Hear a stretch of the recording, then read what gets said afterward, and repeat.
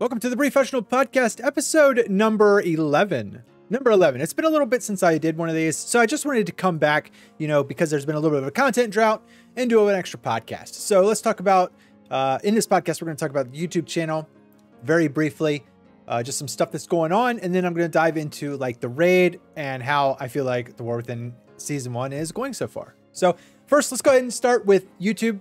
First of all, major shout out to you guys that are subscribing and watching all the videos. We just eclipsed over 4K. We actually blew past 4K subs this month. Last month was fucking insane, literally. So thank you guys. Moving to the next milestone, which is 5,000 subs.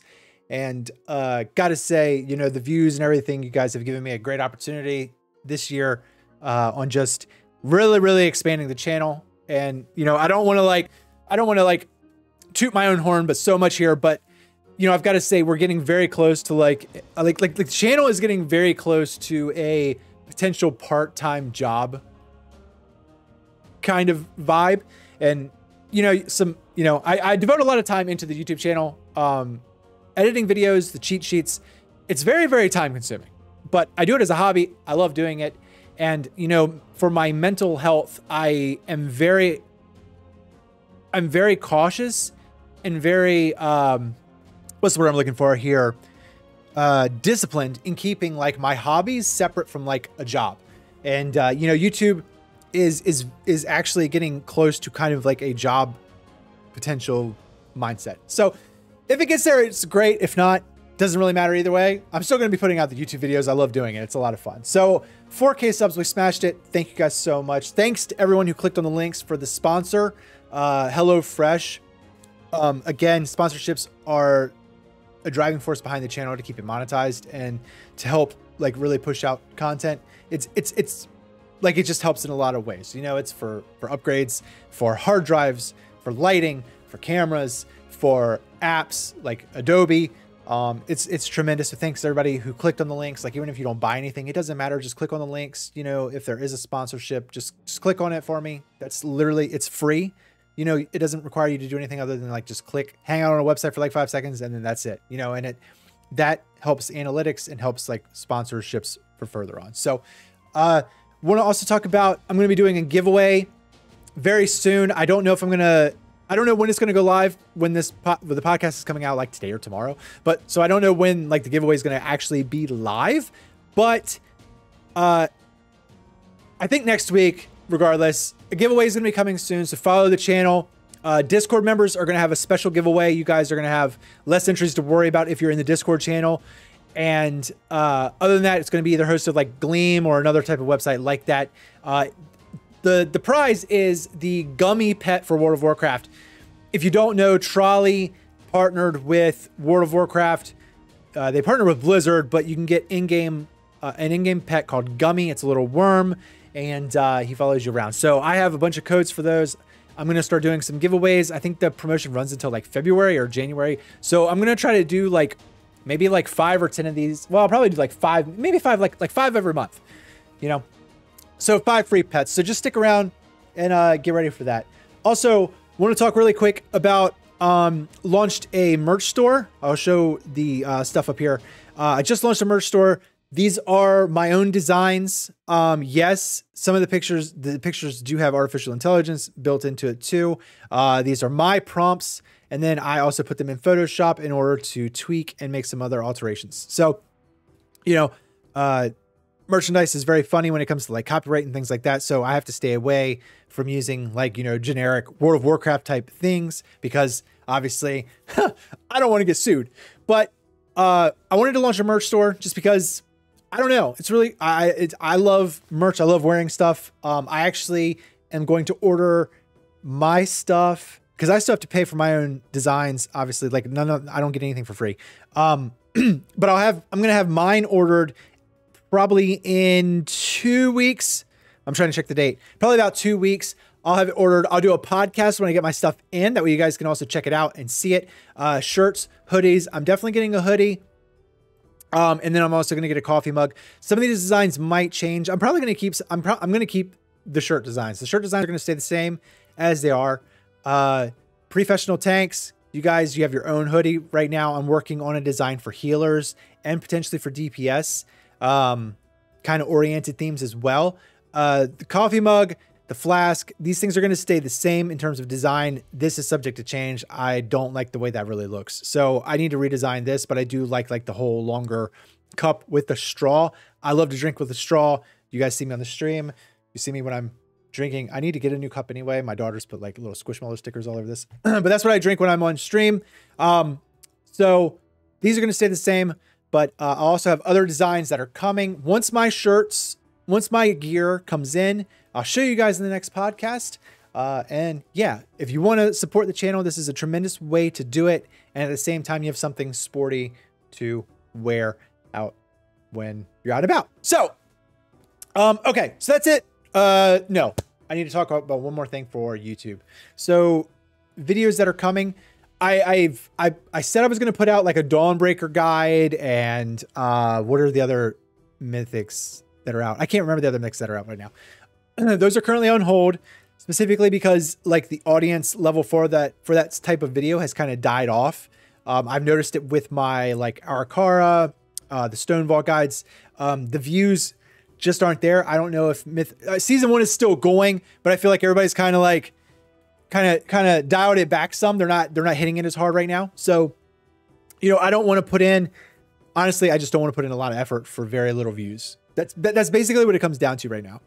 I might actually just still do like a general cheat sheet. So keep an eye on that. If I do a cheat sheet for those guides, because that won't require a whole bunch of editing, it'll just require me going in and like, you know, handpicking all the abilities and like what you need to be aware of and things like that, and then throwing it all onto the to the link. Then I might do that, and if I do that, I will post on the community post that it's updated with a link to it. So if that is something that you would still be interested in, just hit a comment and say, yeah, I would like cheat sheets for it, you know. And I'm sorry for the videos not being out. It just, you know, time, man, time. That's really what it comes down to. These videos take a long time to fucking put together, you know. And I know you don't care about that. That doesn't pertain to you guys, because, you know, it's like, hey, well, you know, I'm just a viewer. I don't care. You know, I get that. I'm just saying it takes a lot of fucking time. I haven't had the time.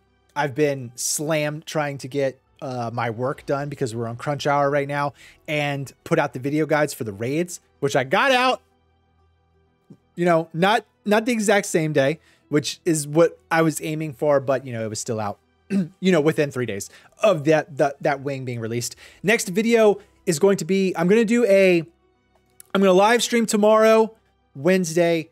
When I do that, I'm going to do a complete walkthrough of every single boss, because we have normals on farm. Like, normal's no biggie for Nerbuar Palace. So we're going to do a complete walkthrough of each boss from a DK perspective, playing Unholy. So if you come by the stream tomorrow and check that out, it's going to be a different experience. I'm just going to kind of like raid lead the raid without being the raid leader, to give you guys kind of like an idea of like a full in-depth clear to Nerubar. So that's going to be coming out. I am going to put out a video for tanks specifically in terms of the Nerubar raid. This had massive appeal when I asked you guys in the community post. You guys voted for it. You liked it, commented.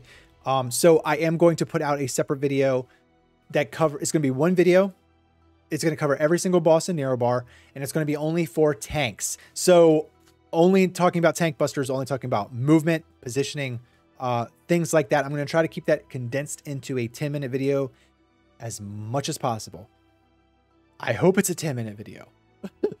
If it's a little longer than that, I apologize, but I'm going to push that out. That is probably, I'm really going to buckle down on that and have that. I'm hoping to have that tanking video live next week. So let's talk about the raid now.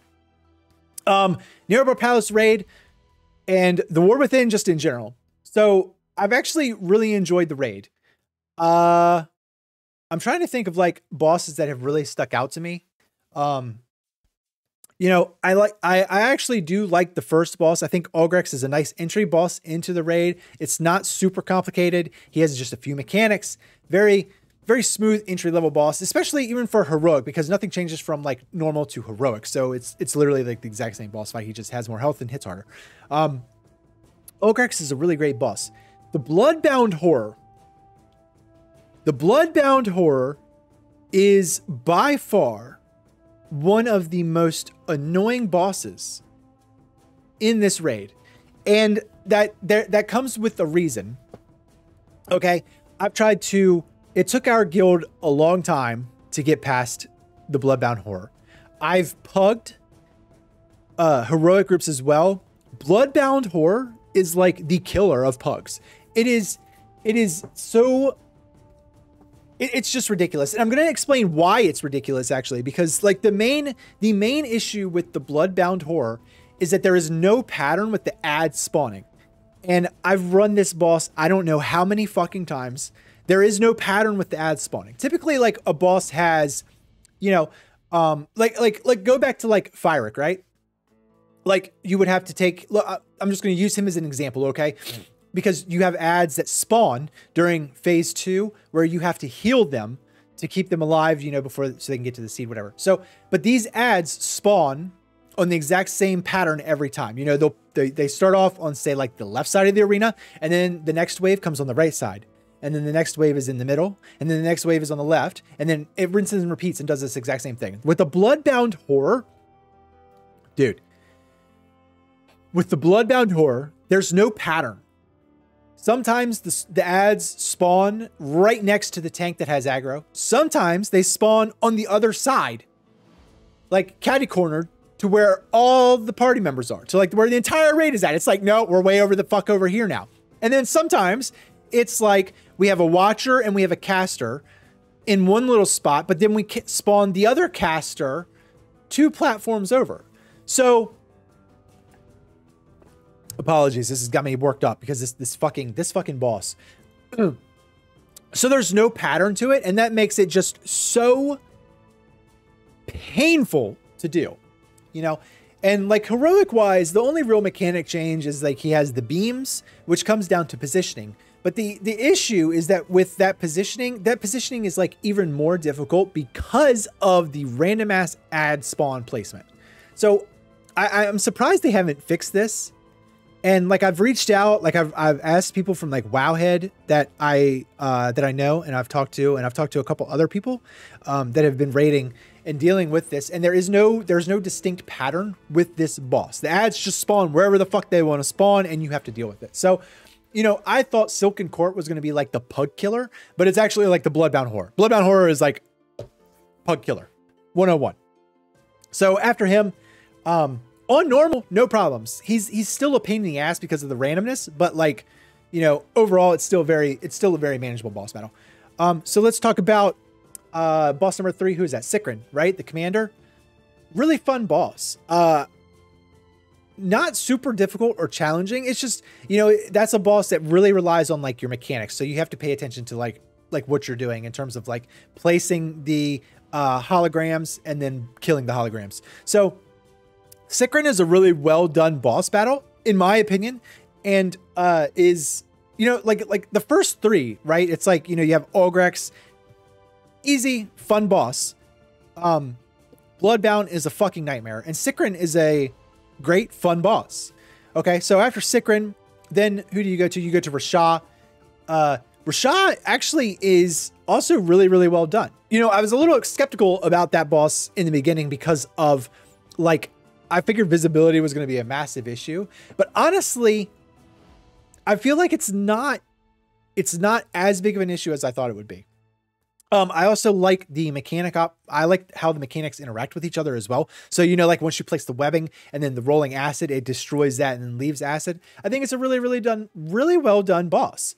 I don't have any complaints about that. Going to the princess again, princess is probably my favorite fight.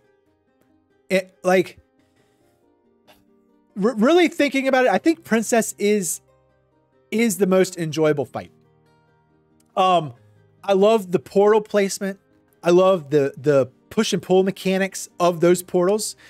I love how it really emphasizes positioning and awareness over everything else. Everything is fairly easy to see. It's very telegraphed, and it just comes down to executing properly. So honestly, the princess is my favorite boss.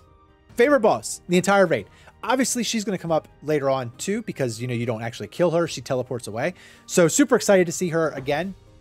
Heroic, same thing. A little bit of a change up because of, what was the change up on Heroic? Let me think. Oh, the orbs. Because they have orbs, and then like the intermission that has pie slices, which are no big deal. But the orbs, a little bit of a kind of a nuisance, but overall, just such a fucking well done fight. The princess is hands down my favorite boss of this raid. So really great boss. Broodtwister, really unique, kind of a unique boss. Overall, it probably, other than like the Bloodbound, I feel like the Broodtwister is one of my least favorites, just because of,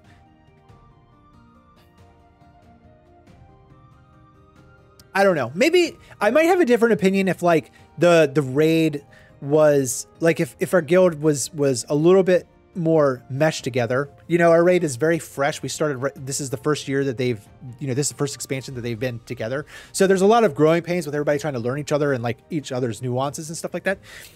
So I think Broodtwister could be a really fun fight. And I think it will be a really fun fight once everybody is kind of like on the same page of breaking eggs and like moving on.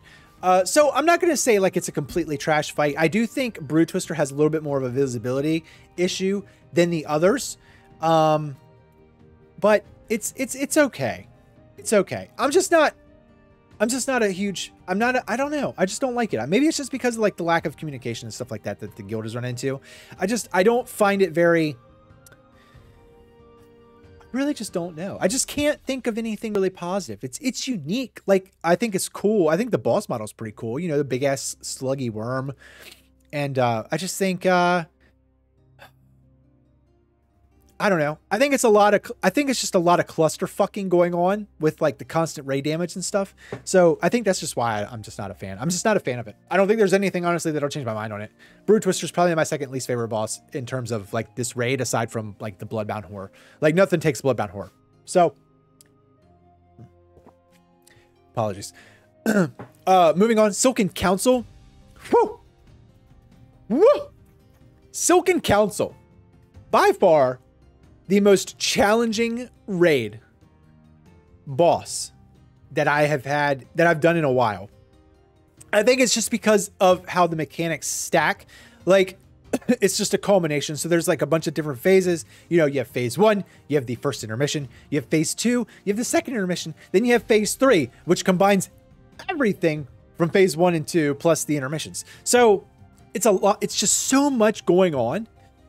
And it's so fucking chaotic. I'm really surprised that has not been more of a pug killer. I feel like the pugs I've been in have just fucking one-shot it, you know? And since they changed it, so like Heroic now, you only need one webbing. It's not like 2 webbings to stop any from hitting the wall. I actually think Heroic is going to be pretty much of a breeze too. Like once you understand the mechanics of that and you have it down, like it's not even that much. It's not that challenging of a fight, and it's like the way it started. I figured that was going to be like the most difficult. So I don't know.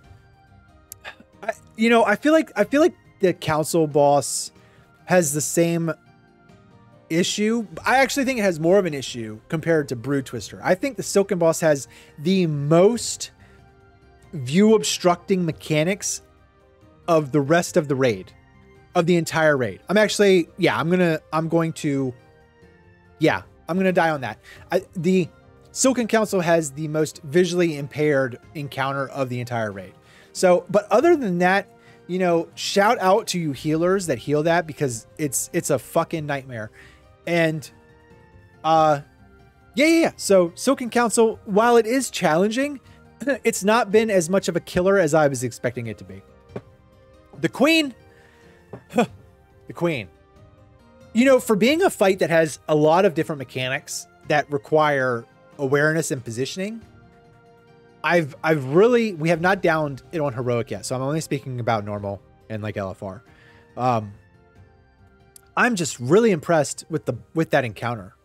It was really, really well done. Like really, really, really well done. Phase 1 is great with the pimple popping. It's a lot of fun. It's clearly telegraphed. Like all of the abilities are fairly easy to see and they're telegraphed well. The ledge jumping, I feel like has not been much of a nuisance. You know, I think it has a lot of guided help with you in order to put you on the platforms and stuff. So, you know, navigating the different platforms, that's enjoyable. It's not overwhelming. Like that would have been like honestly, I would have expected the platforms to be like so overwhelmed with ads. You know, I was expecting like each platform to have like 5 different ads that you had to kill. You know, I like that they narrowed it down just to like 2. So, you know, like it's just, and then the final phase in dealing with the portals and the ads, I don't know about the second group of ads yet, because like I said, we haven't been there and the boss dies before the second group, the big ads pop up. So I haven't had to actually deal with them yet. I'm sure we will on heroic, but like, it's like the queen for a final boss that has a bunch of mechanics. It's very clean and it's very satisfying to kill her. So, you know, like overall, I just want to give like my overall final thought here on the raid itself. I think Blizzard, it has some hiccups. I think Bloodbound Horror is a total L of a boss for just in general. At least on heroic. On normal, I think it's more manageable, but heroic it's a complete L. Overall, I think it's a very good step in the right direction. I feel like compared to a Mirdrasil, like, and the Dragonflight, I don't think, in my opinion, I think Aberrus was one of the easier raids of Dragonflight. And now compared to like the War Within, Nerubar is challenging, but like, I just want to say like Blizzard took a big step. Well, I won't say a big step, but I'll say a modest step in a positive direction in terms of having fights that are mechanically intensive, but at the same time, visually manageable, I guess is the word I want to use here. Like you can see the mechanics happening. You can tell like, okay, I don't need to be here, or I shouldn't be standing in this, or, oh, I do need to stand in this. Or, you know, I think visually speaking, it's a lot better. It's not as hectic, excluding like the Silken Council.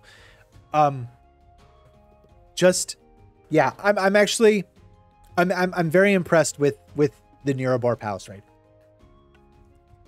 You know, talking about the War Within in general now too, like I'm actually, I've done a few of the delves. I think they're fun. Like once, I don't, you know, for those of you who are grinding them every week to fill out your vault, bro, I feel for you guys. Like, how are you doing it? I can't. Like this week, like I could get a couple upgrades, but honestly, like unless a bountiful delve pops up that I have not run yet, I'm not running it. They're not, they're just not as,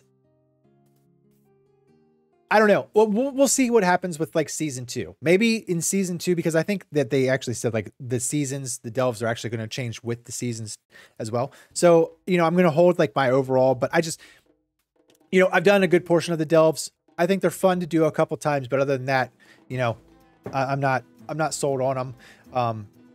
You know, I do think it is, don't get me wrong, I think it's a great thing for single players. I'm glad you guys have that. So anybody that's enjoying them, like, please don't take that the wrong way. Just personally, I'm not a huge fan of them, other than doing them like a couple times. Aside from that, I think season 1 has been pretty well. I honestly have not dove into Mythic Plus at all. And I really have zero desire. I have zero desire to dive into Mythic Plus. It just, you know, I got really into it the first time when I started, but I can't. I don't know. The affixes, I feel like just don't add a whole lot. Whoop. I just feel like they don't add a whole lot to the game.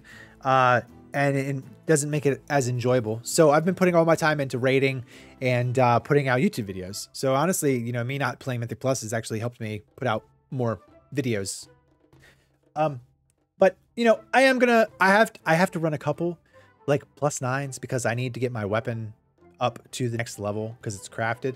So I'm gonna have to dive into it, and I'm probably just gonna run the Mythic Plus, like the Stone Vault and the Rookery.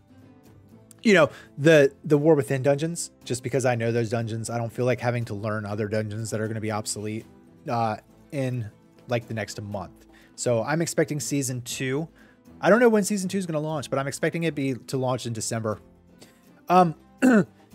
Aside from that, loot, tier pieces, I don't really know what I wanted to talk about on that. Oh, I'll say this. The Death Knight tier set sucks so bad. It is so trash. Like, I'm so disappointed. I honestly did not remember the tier set when they like previewed it and stuff like that. So I don't remember what it looked like, but I just recently saw it. I might actually I might make a short of my true reaction, because when I saw it, I couldn't believe it. Dude, the tier piece, the tier set for Death Knights this season for War Within just is so bad. It's so horrible. I'm excited for the 20th anniversary. I'll touch on that. I didn't even mention it in my notes. Super excited for the 20th anniversary of WoW. That's actually probably coming out next month. So, and the Death Knight tier set for that looks fucking dope. And I'm gonna farm that and get that. And that's gonna be what I'm gonna be rocking for a little while, unless season 2 like blows it out of the park. But yeah, Death Knight tier pieces suck. And yeah, so wow, episode 11, 26 minutes. It's actually been a little longer than I had anticipated. I apologize for that. Thank you guys, new channel members. Thank you guys. Shout out to all of you, all you subs. Thank you. On our way to fucking 5K subs. Crazy. It's crazy. If you want to help support the channel, the best way to support it is to go to a video and like it. That's literally the best thing to do. Every video, hit the thumbs up. That's the best way to support it. If you want to do it financially, you can become a channel member, 99 cents a month. Gives you early ad-free access to my videos that I put out. That pertains to long form, not shorts. And you get, channel members actually also get a discount on merch. You have a free coupon that gives you 10%, 10%, 15%, 10 or 15. Don't quote me. It's in the member section. I just don't know it off the top of my head. And yeah, other than that, if you also want to help out, like I said, buy some merch, buy a hoodie, buy a shirt, check out the coffee mugs, flasks, good stuff, good stuff. More stuff's coming too. Like I said, I got something for you healers. So that's it. I'll see you guys in the next one.